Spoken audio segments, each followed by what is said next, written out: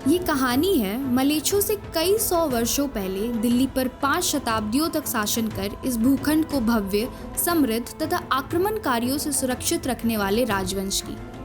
ये कहानी है इतिहास के पन्नों में भुलाए गए उन रणबांकुरों की जिनकी तलवारें गजनवी और गौरी जैसे तुर्कों से बार बार टकराई। आज बात करेंगे मातृभूमि पर गिद्ध नजर डालने वाले मलेच्छों के मस्तकों पर अपने पदचाप छोड़ने वाले तोमर राजवंश की।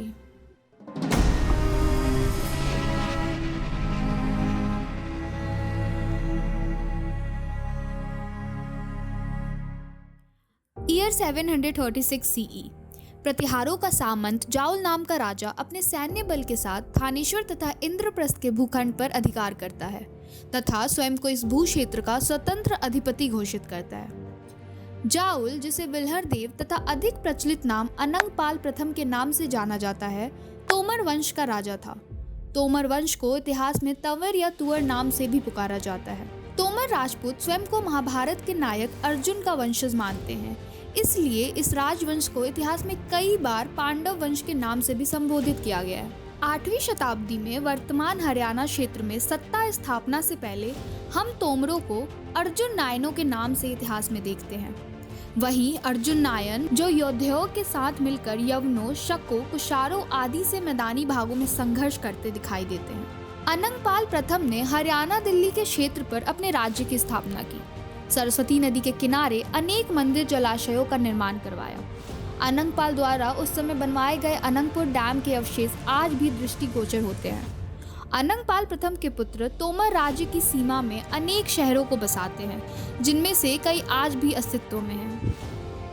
अनंगपाल प्रथम के बाद तोमर वंश के अनेक राजा होते हैं, जिसमें से कुछ हमें स्वतंत्र व कुछ पाल राजाओं के करत के रूप में दिखाई देते हैं। इस बीच तोमरों को पड़ोसी सीमावर्ती राज्यों, मुख्यतः चौहानों से संघर्ष भी करना पड़ता है, लेकिन कुरु भूमि पर तोमरों का स्वामित्व बना रहता है।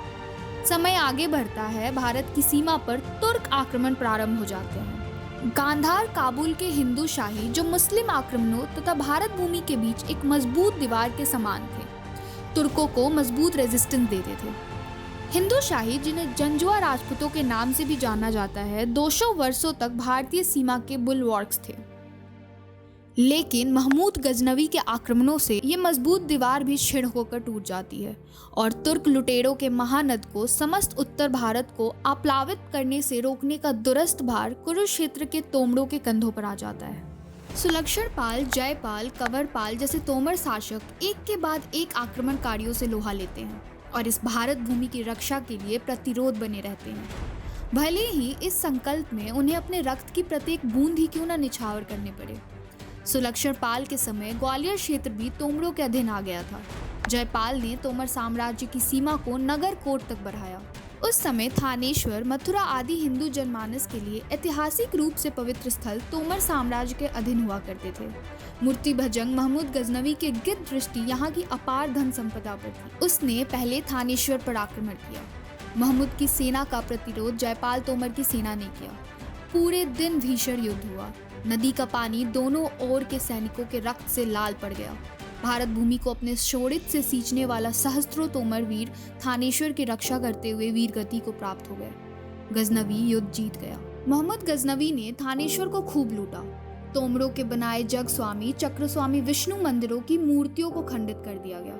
खेतों को जला दिया गया। निर्माण ढहा दिए गए।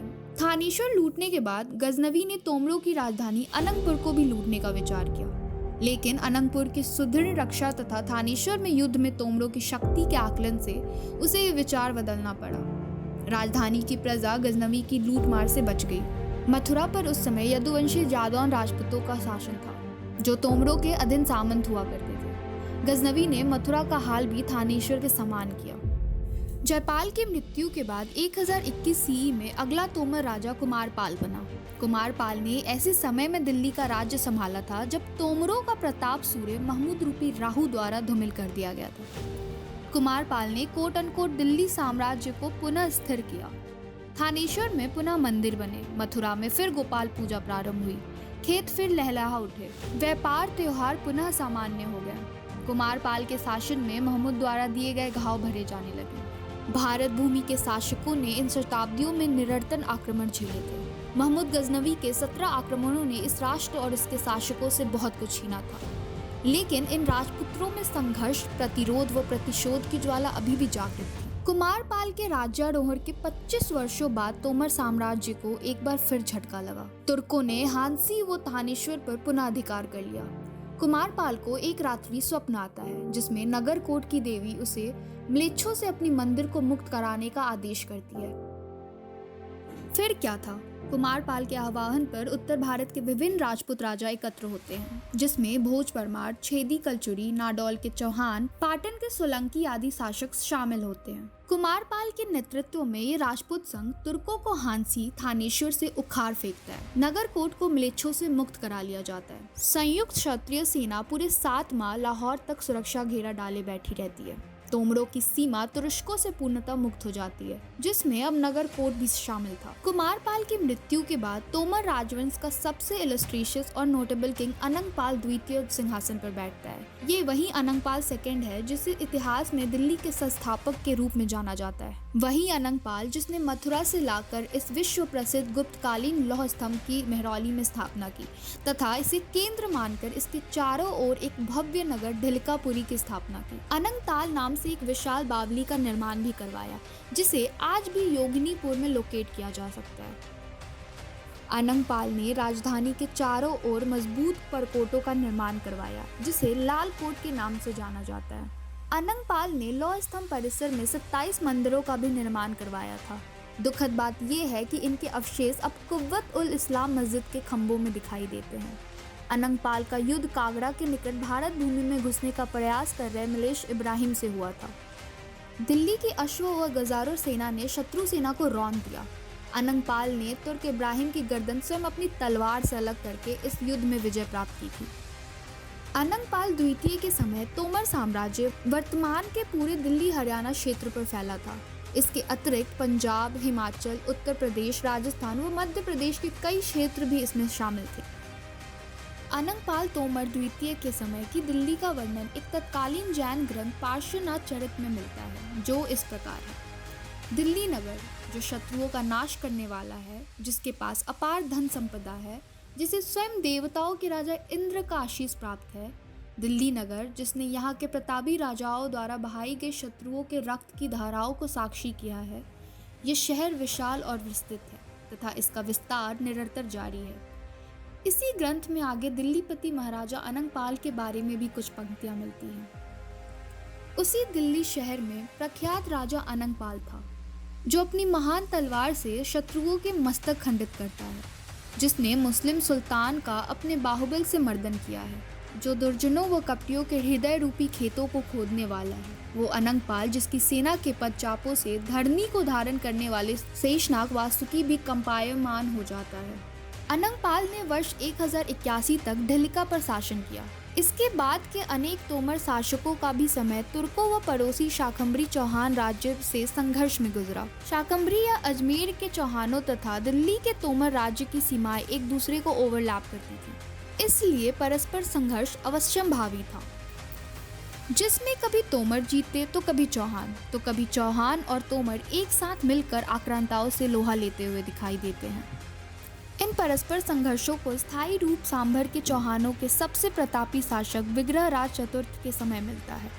विग्रहराज तोमरों को परास्त कर उन्हें अपने अधीन सामंत बना लेता है। विग्रहराज का विवाह दिल्ली के शासक मदन पाल तोमर की पुत्री देसल देवी से होता है, जो भी एक रोचक प्रेम कथा है, जिसका वर्णन तत्कालीन सरस्वती मंदिर तथा वर्तमान के 2.5 दिन के झोपड़े में अंकित ललित विग्रहराज नाटक में मिलता है। तोमर चौहान स्वामित्व को अधिक दिन स्वीकार नहीं करते हैं। वे जल्द ही पुनः स्वतंत्र हो जाते हैं।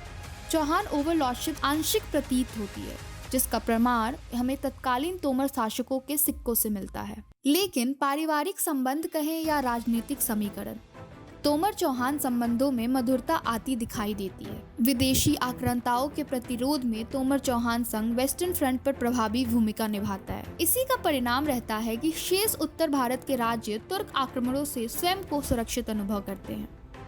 अजमेर के उत्तराधिकारी संघर्ष को छोड़ दे तो सम्राट पृथ्वीराज चौहान के समय तोमर चौहान संबंध पराकाष्ठा पर दिखाई देते हैं। मोहम्मद गौरी के खिलाफ हुए दोनों तराई के युद्धों में हम तोमरों को चौहानों के साथ कंधे से कंधा मिलाकर लड़ते हुए देखते हैं।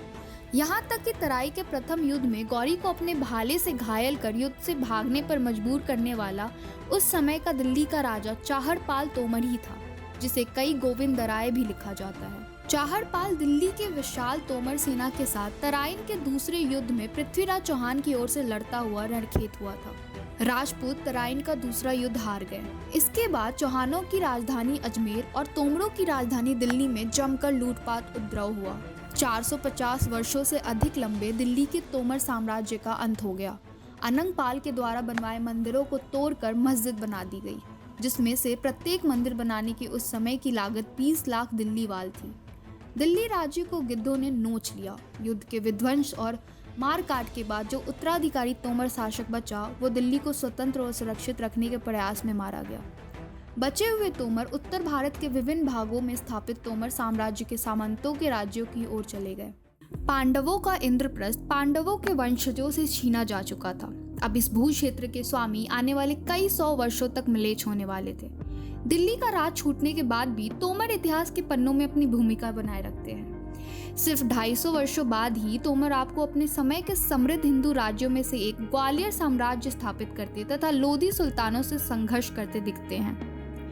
विक्रमादित्य तोमर के रूप में पानीपत प्रथम में बाबर के विरुद्ध वीर गति प्राप्त करते हैं। शेरशाह सूरी से रायसेन में संघर्ष करते हैं। महाराणा प्रताप की ओर से हल्दी घाटी में रामशाह तंवर और उनके पुत्र व पौत्रों के रूप में अपनी 3 पीढ़ियां खपाते दिखते हैं।